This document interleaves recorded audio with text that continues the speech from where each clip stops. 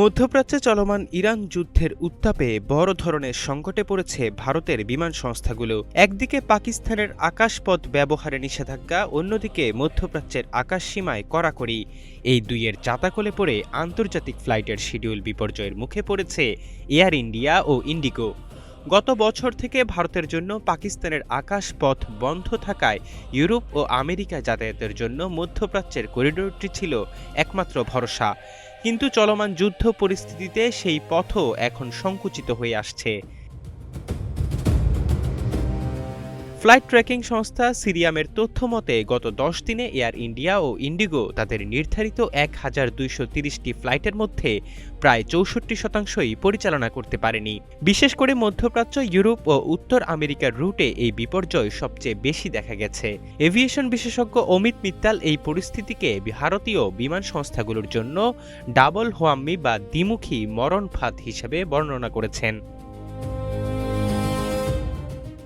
ভারতের অন্যতম বড় সংস্থা ইন্ডিগো ইউরোপে ফ্লাইট চালানোর জন্য নর্থ আটলান্টিক এয়ারওয়েজ থেকে 6টি বোয়িং বিমান লিজ নিয়েছিল, কিন্তু বিমানগুলোর রেজিস্ট্রেশন নরওয়েজিয়ান হওয়ায় সেগুলোকে ইউরোপীয় ইউনিয়ন এভিয়েশন সেফটি এজেন্সির কড়া নির্দেশনা মেনে চলতে হচ্ছে।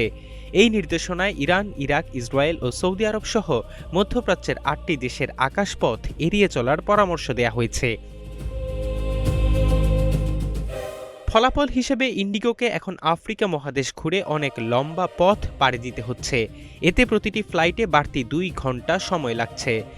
গত রোববার ইন্ডিগোর একটি দিল্লি ম্যানচেস্টার ফ্লাইট আকাশসীমায় জটিলতার কারণে 13 ঘন্টা ওড়ার পর পুনরায় দিল্লিতেই ফিরে আসতে বাধ্য হয়।